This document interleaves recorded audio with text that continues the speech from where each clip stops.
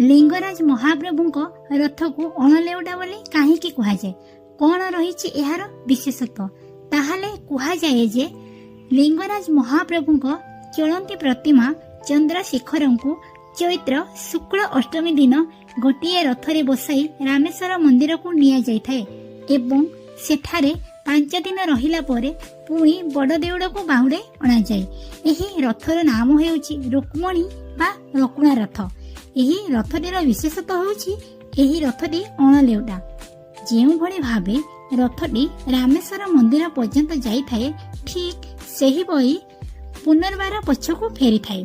Rather पछपटे द्वार खोला जाई घोड़ा जचा जिबा परे एहा पछकू पछ फेरी थाए। जगन्नाथ महाप्रभुଙ୍କ परी रथ दक्षिण मोड़ बुली न थाए सेथि लगी एहाकू अणलेउटा बोली